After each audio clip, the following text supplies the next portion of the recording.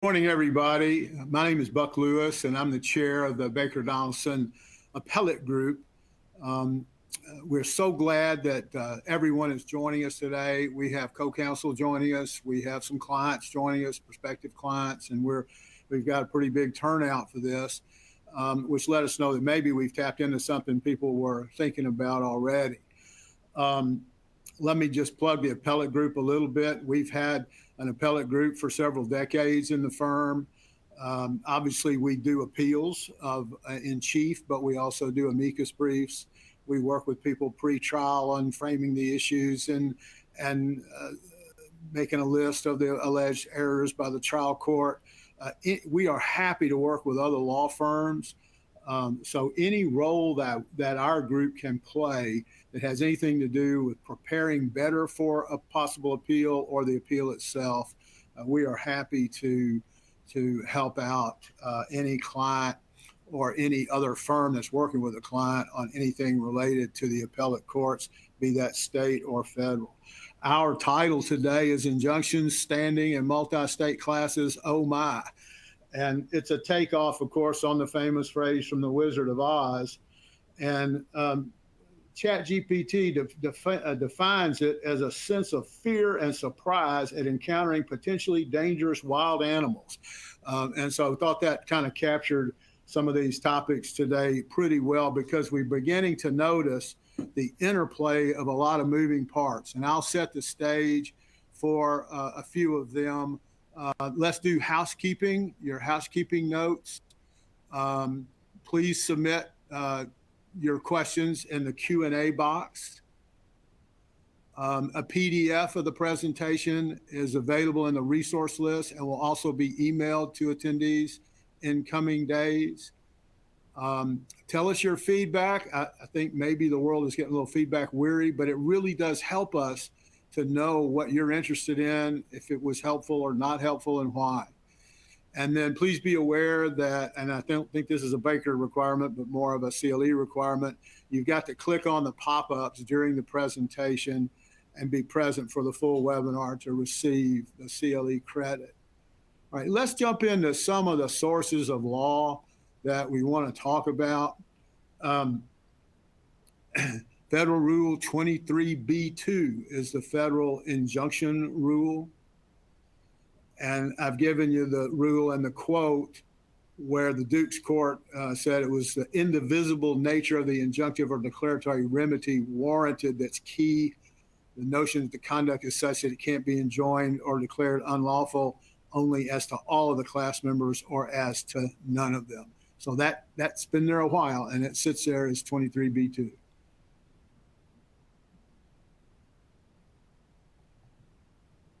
I wanted to remind everybody in going into this that when you get an injunction, you've got a bond requirement potentially, and sometimes that can be a great line of defense, even when you've lost the injunction on the merits.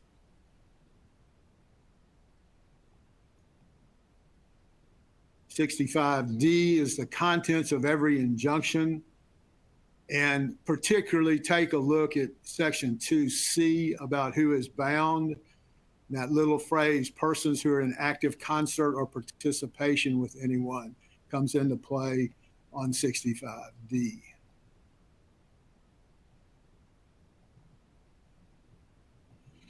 All right, that brings us, and we're obviously going to discuss this in greater detail when our presenters get on, but this brings us to the recent holding in Trump v. CASA and to the difference between a universal injunction and a national injunction.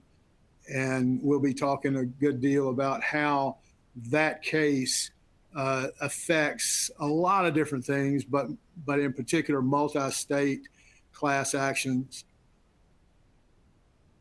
And what Trump held, of course, was that Rule 23, aside, that the plaintiffs had to have standing.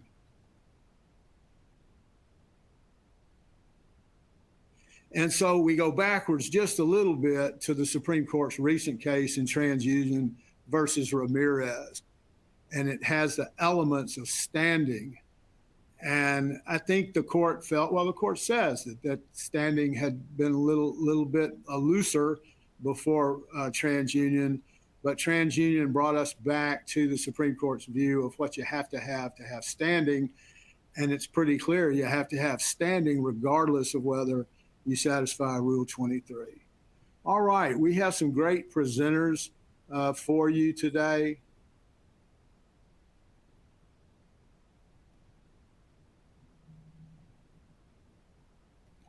I'm hoping that you can see them up there. Eve Kahn has been for a long time my go-to partner on these types of cases. She is steeped in the Telephone Consumer Protection Act, Fair Debt Collection Practices Act, and in various what they call mini acts or state acts. And she's going to talk to us about how this jurisprudence affects that statutory structure. Leo Yanez, one of our young stars from New Orleans, has a lot of experience in these types of cases. He's going to focus on the predominance prong of Rule 23 and damages, and whether some of these class actions should be defeated based upon the fact that there's no commonality of the damages. And he'll probably talk about some other things, but that's what he's going to focus on. Ryan Strain in Memphis has tremendous background in all types of class actions, including some of the ones that Eve has experienced in. One of our clients seems to get sued a lot in Florida. But he's done all of these cases, and he's got a case now that presents well some of these issues. And our clients, I think some of our clients and co-counsel are on, which is great. And it's a case in which the district court in Nashville was asked to certify a multi-state class action. The district court certified some states, did not certify others. The plaintiffs were aggrieved by that because one of the states was the big money state, so they brought an interlocutory appeal. And when we appealed in the appellate courts, we raised the standing issue of whether the class members had standing. All that happened, of course, before Trump v. CASA was decided. And we have now finished the briefing and are awaiting an argument date on that case. So Ryan will talk about how those issues sort of interface. Again, put your questions, give us your questions now, so then maybe our speakers can answer them now, but we'll also try to save some time at the end for any of us to answer questions. With that, Eve, I think I'm going to turn the controls over to you. Thank you, everybody, for being here, and thanks to our three presenters. Hey, good morning, everybody. Thanks, Buck, for that introduction. I'm happy to talk to y'all today about the consumer side of class actions and consumer protection class actions specifically. So when we say consumer protection class actions, what are we actually talking about? It's a whole range of what we call kind of alphabet soup statutes that cover federal level statutes as well as state level statutes. As Buck mentioned, a lot of what we see in the class action space, not only here in Florida where I'm located, but all over the country, are claims premised on the Telephone Consumer Protection Act, abbreviated the TCPA, claims on the Fair Debt Collection Practices Act, the FDCPA, and each of those over the last maybe decade or so has seemed to spawn state level equivalents in nearly, for the debt collection statute, in nearly every state in the country. On the TCPA side, they are coming with more frequency, and new mini, quote unquote, mini state level TCPAs are being rolled out pretty much yearly these days. Why do we care about the consumer level class actions or the consumer statutes? Because these types of claims tend to lend themselves to class actions. The alleged behavior or violation of the companies that are being sued are usually part of an overall business practice that touches a lot of people in a lot of different areas, whether it is sending marketing messages, advertising, phone calls about overdue debts or money owed, or any sort of consumer account. Any business that touches a consumer or connects with a consumer in any way likely cares about and should care about at least the TCPA, and depending on the nature of your business, the debt collection statutes as well. One that's not up here on the screen that Buck kind of touched on when he talked about the TransUnion versus Ramirez case that came out of the Supreme Court in 2021 is the FCRA. That's the Fair Credit Reporting Act. That is a big, consumer protection statute. We don't see it with as much frequency in the class action space as we do the TCPA, the FDCPA, and their equivalents, but it is an important one to talk about, and it did lead to a pretty landmark decision in that TransUnion versus Ramirez case. So let's get into kind of how the Supreme Court of the United States has set the tone when it comes to these consumer class actions over the last couple of sessions. I want to start first talking about last year's session, the 2024 session, and the big decision that came out in June of 2024 in Loper Bright Enterprises versus Raimondo. This is the decision that kind of shook U.S. jurisprudence as we knew it, overturning 40 years of precedent known as the Chevron deference. Those of our attendees who regularly attend Baker Donelson webinars know that we had a lot of content last year after this decision, including some webinars that talked about the Loper Bright and what that means for a variety of industries and the impact of that. So if you weren't able to make it to those last year and you want to know more about Loper Bright, let us know. We're happy to circulate links and articles so you can get well versed in that decision. I won't spend too much time on it today because we have so much spent time on it already, but it does kind of importantly set the tone for what we're talking about today. So in Loper Bright,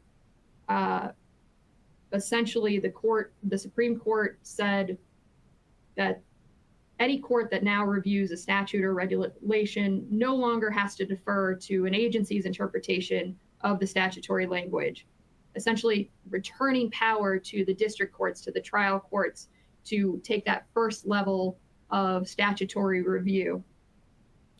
Coupled with a decision that came out about a week after Loper Bright, Corner Post versus Board of Governors of the Federal Reserve System, that was about July 1st last year. With these two cases, kind of the landscape of how we approach consumer protection class actions and many other class action in different industries is kind of changing. Corner Post was specifically related to a challenge regarding the Truth in Lending Act, which is another consumer protection statute. And in Corner Post, the U.S. Supreme Court made it the law of the land that any rule or statute promulgated by an administrative agency can be challenged within 6 years of the date of the petitioner's injury. Before this decision, the actual enforcement of the statute had to be challenged within 6 years of the final rule being issued with respect to that statute or rule. So that's a huge landscape change. That means that really settled rules, settled agency guidance, settled law can now be challenged across the board. And given the continuous state of flux, especially with respect to decisions related to the TCPA, this is kind of turning everything we know on its head with respect to litigating TCPA claims specifically. Turning now to the 2025 session, the Supreme Court has really kept us on our toes this year, and the biggest kind of TCPA specific decision, the one that touches consumer class actions the most, was the June 20th, 2025 decision in McLaughlin Chiropractic Association versus McKesson Corporation. This case, if you practice in the TCPA or you're aware of the TCPA, you may recognize the name. This is a case that has been winding its way through the federal courts I'd say for the better part of a decade. It actually involves faxes, if you can believe it. Faxes related to advertising for medical devices. And it's been through appellate decisions and district court decisions. But it came back before the US Supreme Court and led to this June 20th decision on the issue of whether the trial court, the district court, has to abide by the FCC's rule known as the AmeriFactors rule that essentially determined that faxes sent online, so through like the internet, were actually subject to the TCPA, and whether the district court had to give deference to the FCC's rule on the subject pursuant to the Hobbs Act. And the Supreme Court, or I guess it should come as no surprise following Loper Bright and Corner Post last year, the Supreme Court said no, and again returns the power to the district courts to essentially view with fresh eyes any statutory language, any guidance, any rules, and not have to take for granted in the TCPA, the FCC's rules, or any sort of regulatory guidance that's already been published or seen as settled law on a particular topic. Obviously, this case was specific to faxes related to the TCPA, but I think we all can recognize the incredibly broad impact it will have, not only for the TCPA, but generally for consumer class actions. And then, as Buck mentioned, and as Leo and Ryan will also talk about, Trump v. CASA came out about a week later, and that relates to the ban on universal injunctions. We see all the time in consumer class actions that the relief that's called for includes a pray for injunctive relief. So in TCPA actions and debt collection actions under the FDCPA, in FCRA actions, all the litigants want that sort of injunctive relief and request that the court enjoin the violating company from conducting the business that led to the violation. But we all know, those of us who have litigated these cases either to resolution or through conclusion in any whatever respect that means, the injunctive relief in the consumer class respects kind of goes out the window when you're talking settlement. Plaintiffs' counsels throw it in because it's part of the relief that the statutes outline. But do they really care about getting injunctive relief for their clients? I'd argue not necessarily. My colleagues will talk more about Trump v. CASA and their impact in a number of different areas later this morning. So what does this all mean from a consumer protection lens? Essentially, the guidance and the agency rules that we all work from as our baseline knowledge of what's right and wrong under the TCPA, under the FDCPA, under those state level equivalents, under any sort of consumer protection statute, are now potentially up for challenge. The Supreme Court has made it clear that the district courts now have the power to review fresh any sort of statutory challenge, any enforcement action, if the arguments are made.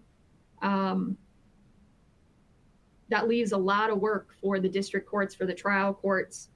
They have to look at every rule, every regulation, every guidance with fresh eyes, interpret it as they see fit. And frankly, that's likely going to lead to a lot of challenges for both sides of the V in these consumer protection cases, including, I would anticipate we'll see, if we're not already seeing lots of foreign shopping, a potential increase in the number of statutory challenges, the number of consumer protection lawsuits that are being filed, and frankly, the potential for every action to result in an appeal, no matter what the decision is, because each side has something to gain from getting clarification as to what the quote unquote new guidance is, because everything that we've accepted as settled law to this point is arguably out the window. So a couple things to think about, and we'll circle back to some takeaways towards the end of the presentation this morning. But if you're dealing with some consumer protection lawsuits, whether it's on an individual or a class basis, we have to start thinking about whether it makes sense to launch a challenge from a defensive position to the underlying regulatory guidance as a first kind of line of attack and line of defense. And with that, I'll hand it off to my colleague Leo to take us onward. Thanks, Eve, for that.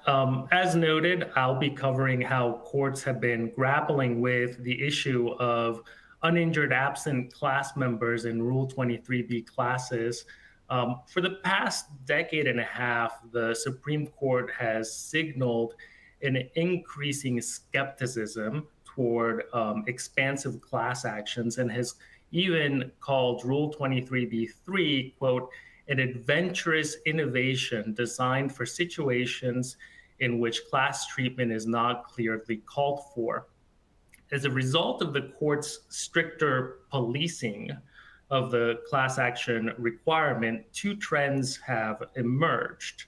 The first is that the predominance prong of Rule 23B3, which requires that, quote, questions of law or fact common to class members predominate over questions affecting only individual members, has taken on greater importance.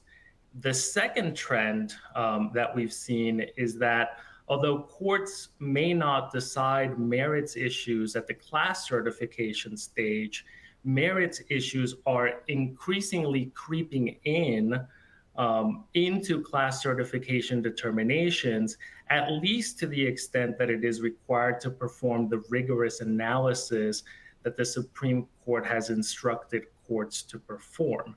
The court recognized as much in Walmart versus Duke, where it said that, quote, class determinations generally involve considerations enmesh in the factual and legal issues comprising the plaintiff's cause of action. So the two trends that I mentioned bear directly on the issue of whether a class that encompasses both, within its definition, both injured and uninjured absent class members can be certified. On the question of what's required to prove that common questions of law or fact predominate, it's important to note that the Supreme Court has described an individual question as one where, quote, members of a proposed class will need to present evidence that varies from member to member. Whereas a common question, by contrast, is one where, quote, the same evidence will suffice for each member to make a prima facie showing. I previously noted that one of the trends we've seen is that merits issues are now more pervasive at the class certification stage. And one instance where we see that is with regards to damages models, where the court has reiterated that individualized damage calculations alone will not defeat class certification, and has allowed damage models to approximate damages, although the court still insists that those damage models be common, reliable, quote, susceptible of measurement across the entire class, and tied directly to the certified liability issue. In other words, the court has struck a balance between its skepticism of sprawling class actions with openness to, quote, legitimate methods of aggregating individualized proof in class-wide form. Of course, the question still remains, though, what happens when some of those class members have not been injured in fact and therefore have no damages? In 2021, in a case that Buck mentioned at the very beginning of this presentation, TransUnion LLC versus Ramirez, the Supreme Court confirmed that uninjured plaintiffs may not recover damages, but it left open the question of whether the class can nonetheless be certified if it contains both uninjured absent class members and members who have been injured.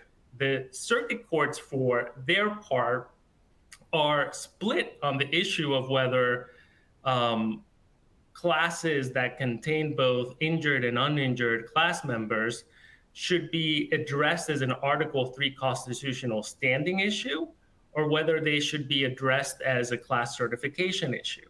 And my colleague Ryan will touch on how courts in the 2nd, 7th, and 11th Circuit deal with that particular issue as an Article 3 constitutional standing issue in class actions, although he'll address it from a slightly different context. But for our purposes, the 1st, 3rd, 4th, and 6th Circuit see the non-injured absent class member problem as a class certification issue. So among this latter group, the majority and minority view has emerged. The majority view is that a de minimis number of uninjured absent class members will not necessarily defeat a class action if there's a manageable mechanism to identify and remove uninjured class members at some later stage in the litigation. And I've plucked 3 cases that I think are good examples of courts that have addressed this issue from the class certification standpoint. The first one is a case out of the 1st Circuit, in re Asacol antitrust litigation, in which the plaintiffs allege that the maker of Asacol, which is an ulcerative colitis medication, engaged in, quote, product hopping, which is a practice where a company will switch patients from a medication that is soon, whose patent is soon to expire, to a newer patented medication in order to eliminate generic competition. The expert evidence in that case was that about 10% of the class members would have taken the brand drug even if the generic were available to them. In other words, 10% of the class members may not have suffered an injury from the alleged violation.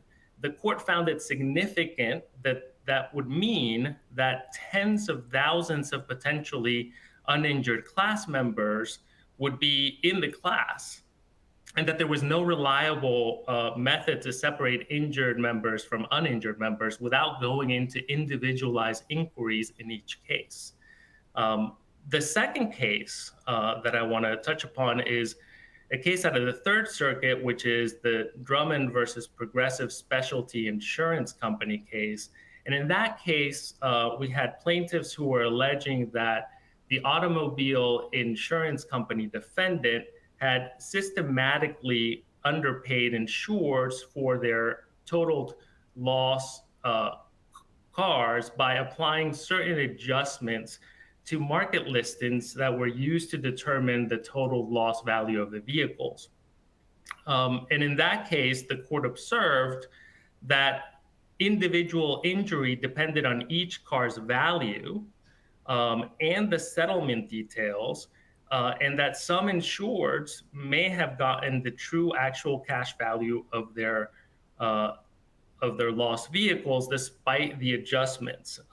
The court felt that those individual determinations about whether or not certain individuals had been injured by the alleged conduct would have predominated over any common questions of law or fact.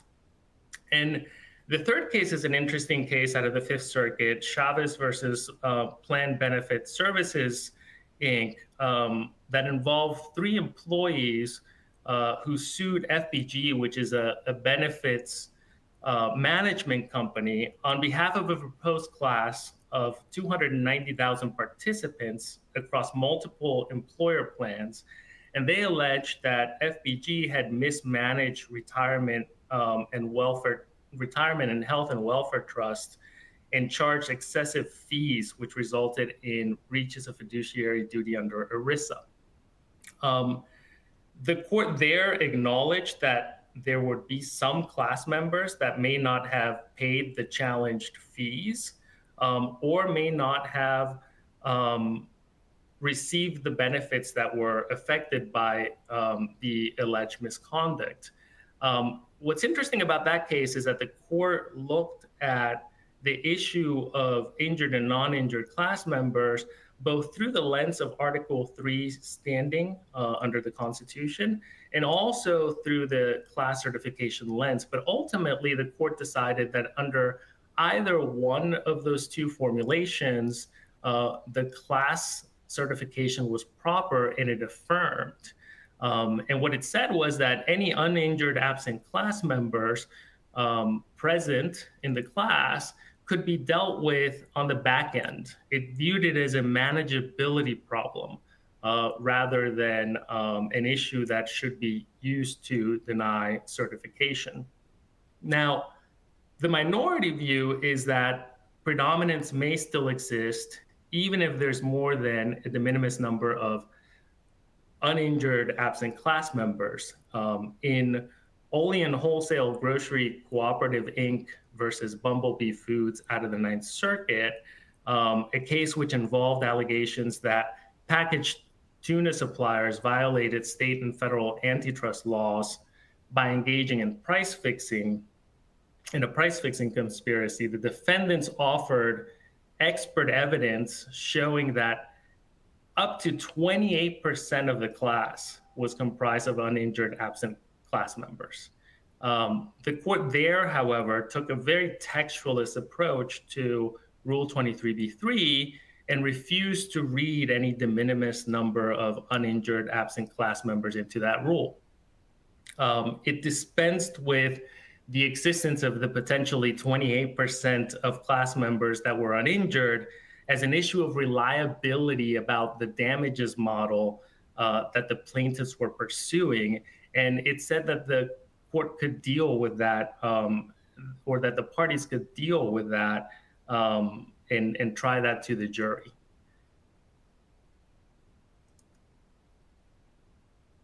The Supreme Court was presented with the issue of what to do with classes that have both injured and uninjured absent class members this past term, but because of procedural defects with the petitioner's appeal in that case, the court dismissed the case as improvidently granted.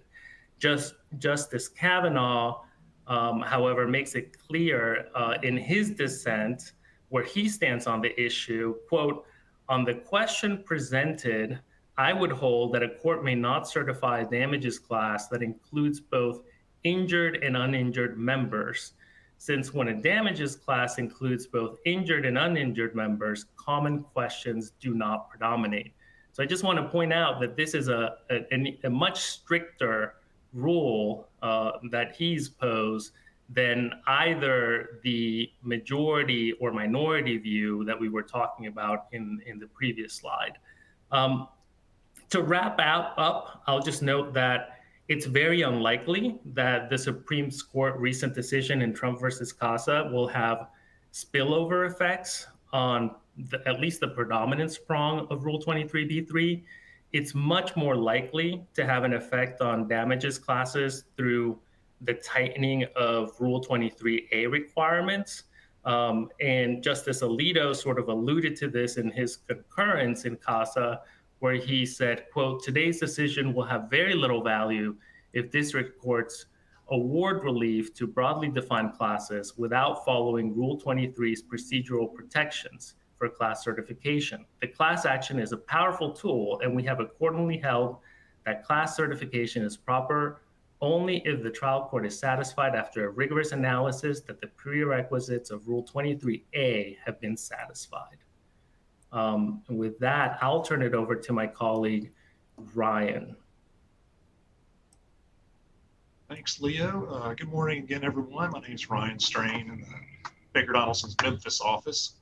And what I'm going to talk about today is a little more detail into the CASA decision, as well as another standing issue somewhat related to the uninjured problem that Leo was just addressing. But as Buck and Eve and Leo have all sort of alluded to, the Trump case, CASA case, recently decided in June.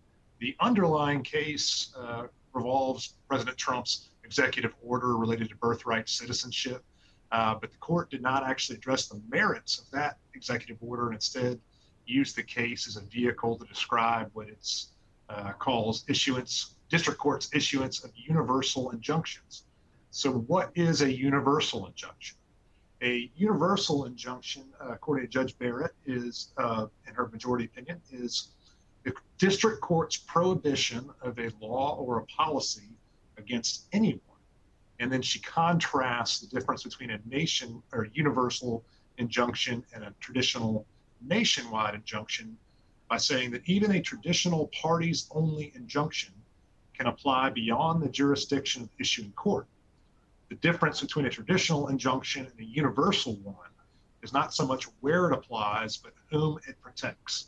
A universal injunction prohibits the government from enforcing the law against anyone, anywhere. So the practical effect, of course, of the CASA holding is no universal injunctions going forward. However, the court's opinion really may not end up being such a definitive blow to that sort of relief, because the court recognizes that the principle of complete relief still needs to be addressed when a court is issuing injunctive relief. So principle of injunctive relief really gets into, it's an equitable issue or equitable power that courts have to issue relief between the parties to completely resolve the issues between them. At times, complete relief between the parties can actually incidentally benefit non-parties. For example, some of the plaintiffs in the CASA case were various states, and they asserted the enforcement of the executive order regarding birthright citizenship anywhere in the country would increase their administrative burdens, and so enforcement of the order anywhere in the country had to be enjoined. And so we really need to be looking at whether or not that will be coming up in the future. But court's opinion really leaves two avenues open to plaintiffs seeking universal relief or something similar to it going forward. And that's what we should expect to look for after CASA. And those two avenues are Rule 23 B2 class actions, in which the plaintiff would also seek would seek preliminary injunctive relief for the putative classes pending class certification, or where they would seek to provisionally certify a class coupled with a motion for preliminary injunction. And then the other option available is for cases involving federal agency action, whether or not the agency action could be set aside or vacated under the Administrative Procedures Act. So we should expect to see increases in both of those options going forward, as well as expedited briefing and decisions on each of those. Indeed, in Justice Sotomayor's dissent in the CASA opinion, she expressly encourages parents of children who might be affected by the order to immediately seek class action relief and to request temporary injunctive relief for the class pending class certification. And that's just about exactly what we saw happen.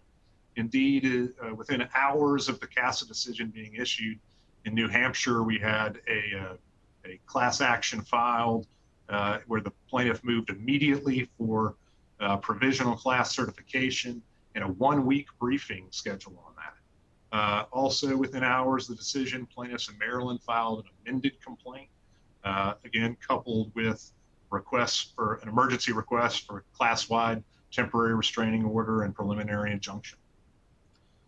Let's now move to things that I think we should keep in mind and perhaps defenses to consider after the CASA case.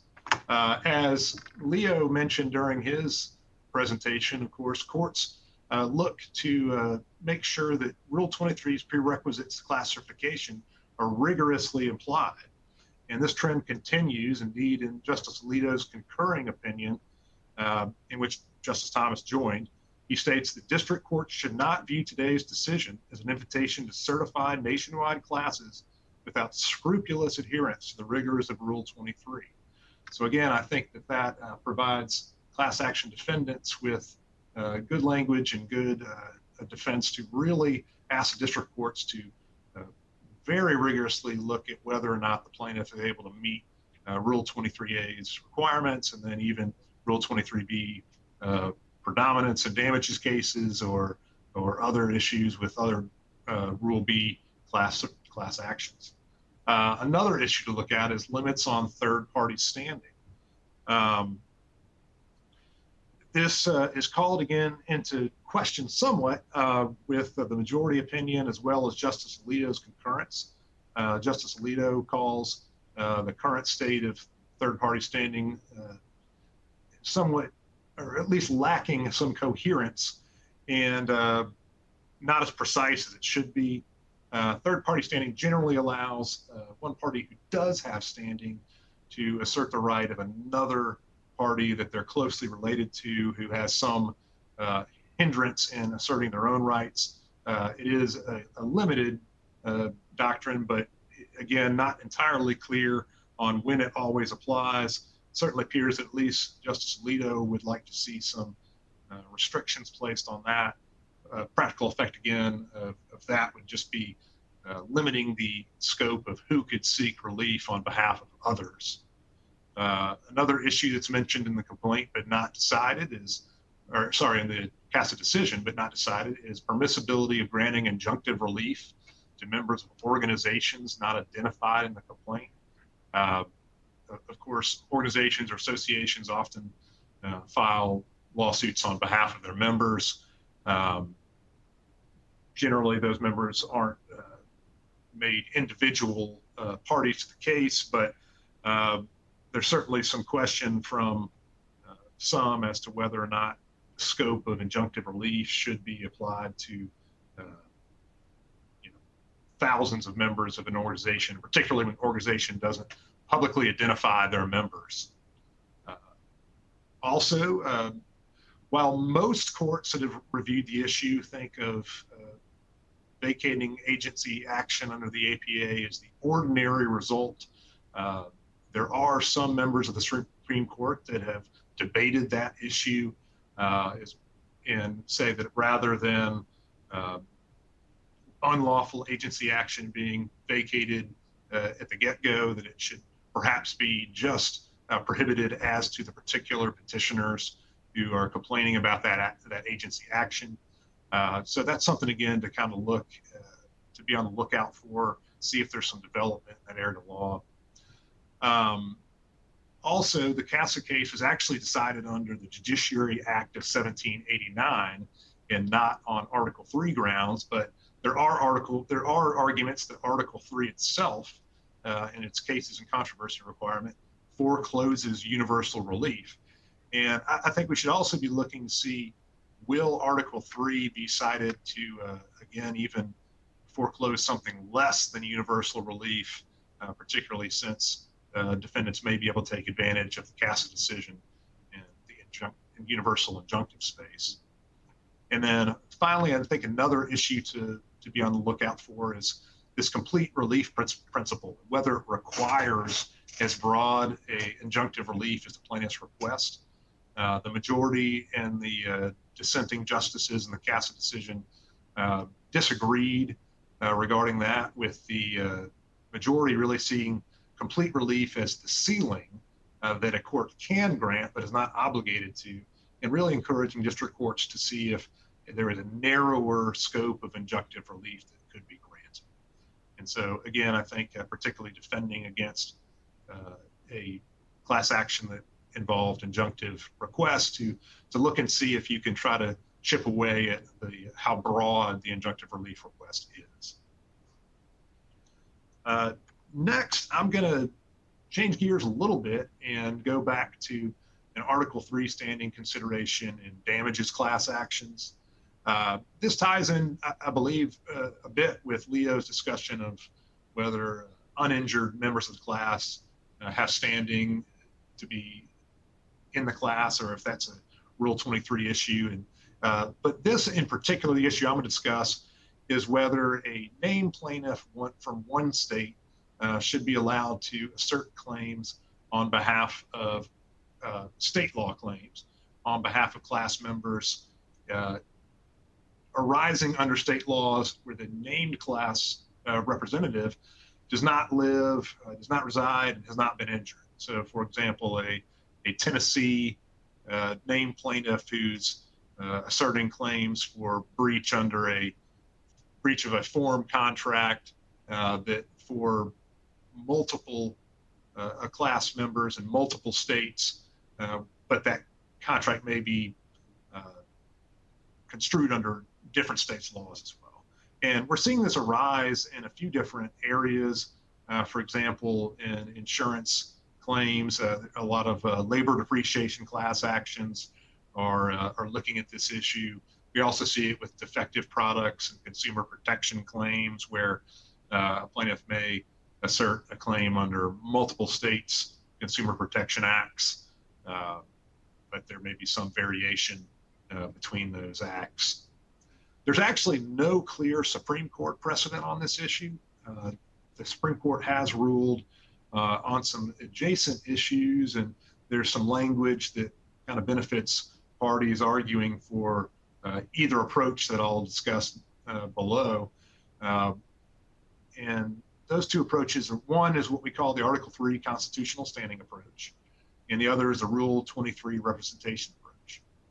Not surprisingly, the constitutional standing approach looks at it as a standing issue, whether the named plaintiff from Tennessee, who hasn't been injured in Mississippi, for example, should be allowed to assert a Mississippi plaintiff's claim for violation of Mississippi law, particularly when the court is not able to provide any sort of redress under Mississippi law that would affect the named plaintiff in Tennessee.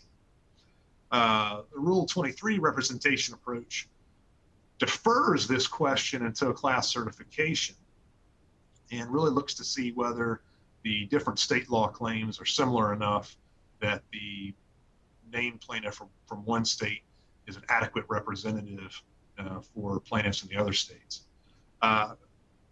Defendants, I would believe, would typically prefer the constitutional standing approach because you're able to seek an earlier resolution of claims, either by a motion to dismiss or a motion for judgment on the pleadings, to eliminate the claims arising under other states' laws.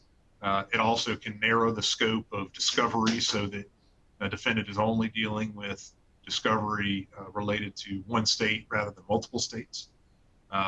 Plaintiffs may prefer the Rule 23 representation approach because, again, the claims are live in these multiple states until at least the class certification stage, and they're able to engage in broader class discovery.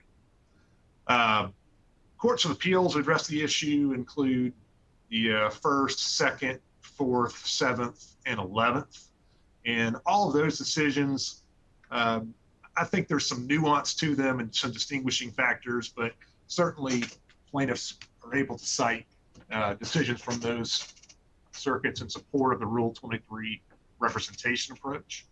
Outside of those circuits, there's definitely a split in district courts between which approach to apply. And as Mr. Lewis noted, he and I actually have a case before the Sixth Circuit, which is fully briefed now, which is going to hopefully tee this up, and we'll get a clear decision from the Sixth Circuit on which approach we should be using the Sixth Circuit.